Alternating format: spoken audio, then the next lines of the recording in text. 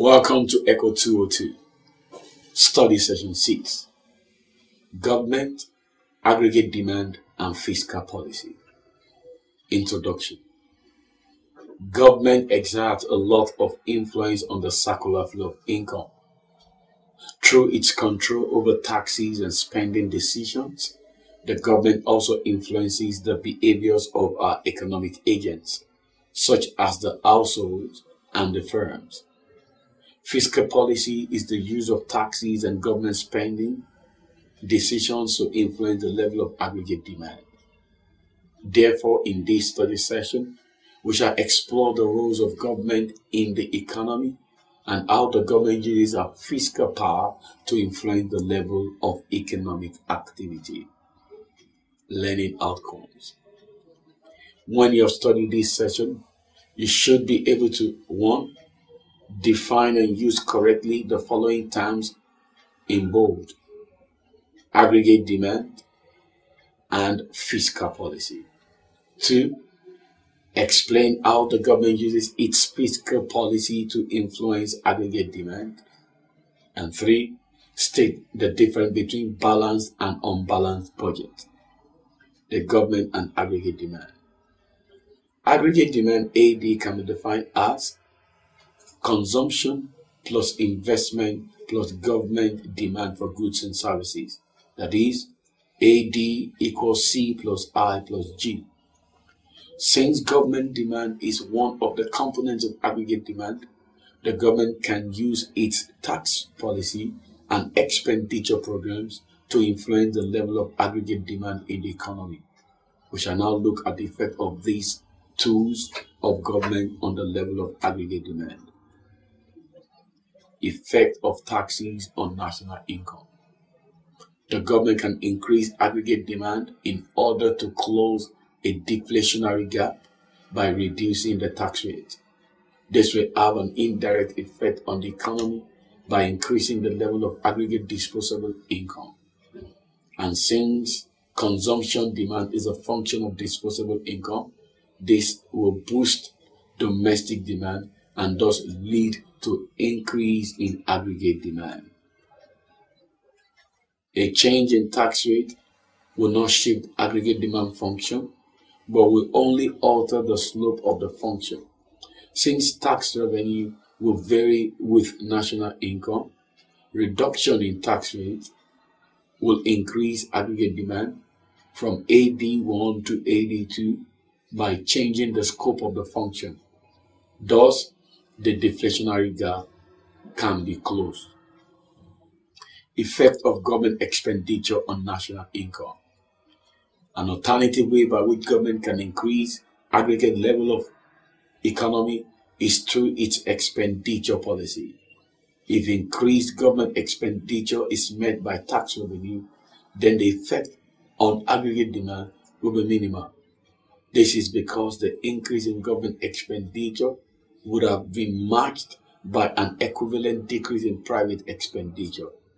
The reduction in private expenditure is called crowding out effect. However, the effect of increase in government expenditure on aggregate demand function is different from the effect of taxes, which we have just enunciated above. An increase in government expenditure will shift the aggregate demand function upward, parallel to the former one. Thus, a deflationary gap may be removed by an appropriate increase in government expenditure or decrease in tax rates. An inflationary gap may be removed by an appropriate decrease in government expenditure. Comparative effects of expenditure and tax changes. There is a difference in the comparative effects of government expenditure and tax revenue of the same amount on aggregate demand. This is because increase in government expenditure will have immediate and direct effect on aggregate demand. The same is not true of taxes. A reduction in taxes of equal amount will not have same amount of effect on aggregate demand because only part of extra income realized from reduction in taxes will be spent. For instance, if government expenditure is raised by 100,000 to close a deflationary gap, and given that the multiplier is 2, the final rise in national income is 200,000. On the other hand, if government cuts income tax rate sufficiently to reduce its revenue by 100,000, households will have an extra 100,000 of disposable income. Consumption expenditure will, however, rise by less than 100,000 because only part of the extra income will be spent. If the marginal propensity to consume is 0.75, then the final rise in national income will be 150,000 naira. Theory of fiscal policy: balanced and unbalanced budget. People formerly believed that a prudent government must always balance its budget. But nowadays, it is generally accepted that a government can run an unbalanced budget in order to stabilize the economy. For example, a government can run a deficit budget to stimulate the economy during a period of recession. A budget is regarded as balanced when its current revenue is equal to current expenditure. A budget is said to be unbalanced when there is budget deficit or surplus. Budget surplus occurs when government revenue exceeds its expenditure. A budget deficit occurs when government revenue falls short of its expenditure. A budget can be financed either by raising taxes or through borrowing. When government spends more without raising its taxes, its extra expenditure is said to be deficit financed. This deficit can be met by increase in borrowing either from the central bank of the state or from the private sector of the economy. Balanced budget multiplier. What will be the effect of balanced budget spending on aggregate demand? A natural assumption would be that an equivalent increase in government spending and taxes would leave aggregate demand and equilibrium output unchanged. But this is not so. Let's assume that government finances a new expenditure of 300,000 naira by tax revenue of equal amount. Although this implies that the budget is balanced, but we shall soon see that this action has positive effect on aggregate demand. The increase of 300,000 naira in government spending raises aggregate demand by 300,000 naira.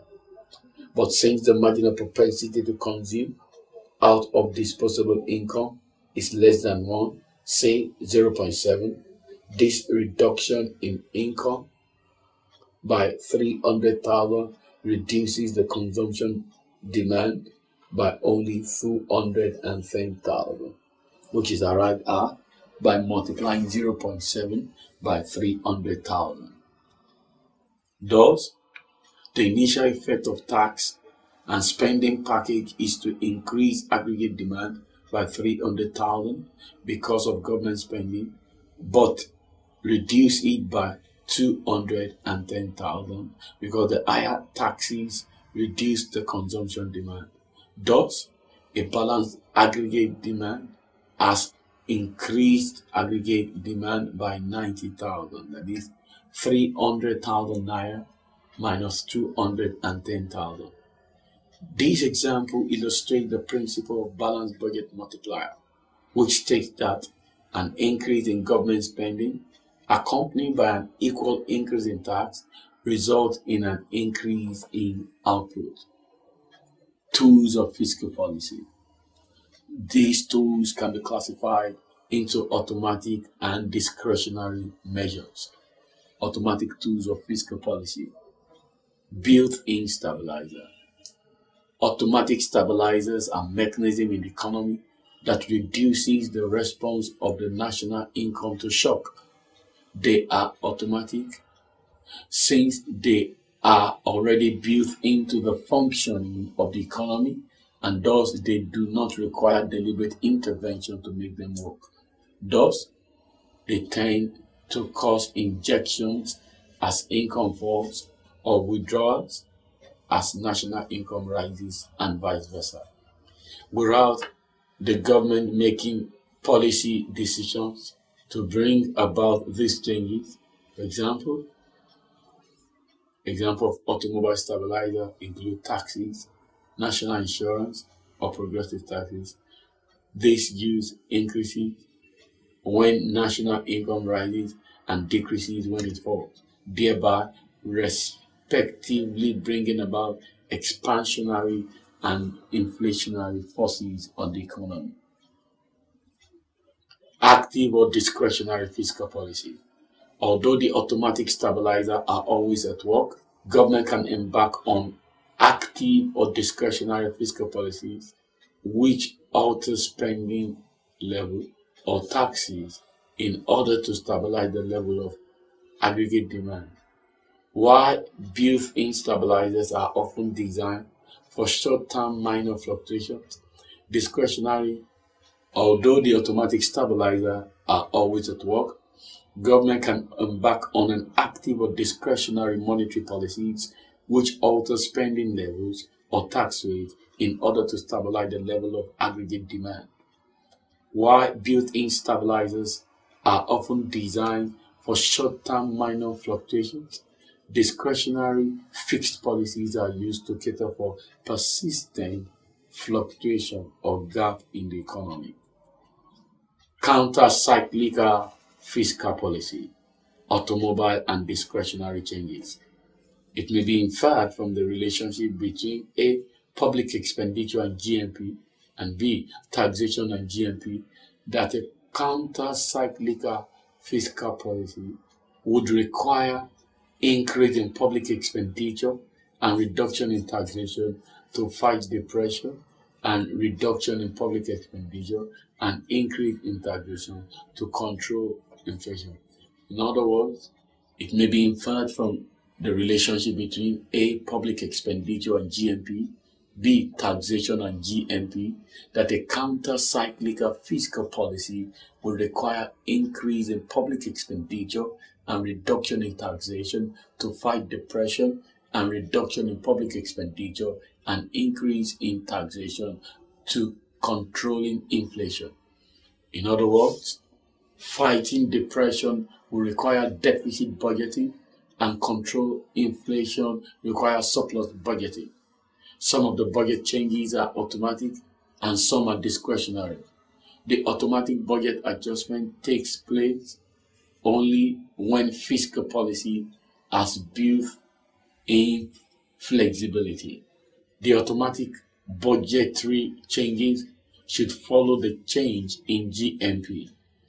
Built-in flexibility in the fiscal policy requires that as GNP falls, both income and consumption decline. Consequently, the revenue from both direct and indirect taxes decline. Government establishment and committed expenditure remain the same. Public expenditure exceeds its revenue and the budget automatically runs into deficit. This effect is more quick and powerful in the countries which provide unemployment allowances and other relief benefits. When GNP increases, tax base expands and tax revenue increases. Expenditure level remains the same. The budget automatically shows surplus. The deficit surplus resulting from the fluctuation in GNP works as automatically stabilizer of the economy. However, it is generally believed that automatic stabilizers prove to be adequate and serve useful purpose only for short-term fluctuation in the economy. Automatic stabilizers prove generally to be inadequate to control economic fluctuations of larger amplitude Under such conditions, discretionary changes in budget become necessary. The discretionary changes in the budget refers to the changes in the tax structure and in the level and pattern of public expenditure by the government on its own discretion. Discretionary changes include change in tax rate structure, abolition of existing taxes, imposition of new taxes, increasing and decreasing the public expenditure, changing the pattern of public expenditure, etc. Discretionary changes are so designed as to arrest the inflation and deflationary trends in the economy and to mitigate the destabilizing forces such as increase or decrease in aggregate demand. Problems in formulating counter-cyclical fiscal policy. Formulating a counter-cyclical fiscal policy is not a straightforward affair. It involves certain complications which should be borne in mind while devising the tax and expenditure policy to stabilize the economy. Extain has pointed out some complications as follows. 1. All expenditures do not have the same multiplied effect. For example, transfer payments by the government do not have a direct demand for goods and services. Public expenditure, e.g. free education, free hospital facilities, replace the private expenditure. 2. Not all tax changes have the same multiplied effect. For example, taxes paid by the upper income group have lower multiplier effect than those paid by lower income group. This is because of the difference in their marginal propensity to consume MPC. The multiplier effects of indirect taxes are not clearly known. Deficit financing through public borrowing may reduce private investment. This kind of deficit financing reduces the multiplier effect. Number 4, there are practical difficulties in relation to the assessment of time, lags, and accuracy of forecasts.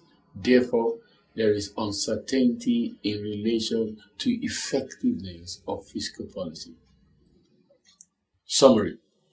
You have learned in this study session that government exerts important influence on the national economy through the manipulation of its fiscal policy. The government can increase or decrease aggregate demand in order to close a deflationary and inflationary gap, respectively. There are 2 types of fiscal policy. There is the automatic stabilizer, and there is also the active or discretionary policy. While the former is used for short-term fluctuations in the economy, the latter takes care of the more persistent fluctuations. We also hinted at some problems likely to be encountered in formulating counter-cyclical fiscal policy. This is the end of study session 6. Thanks for listening.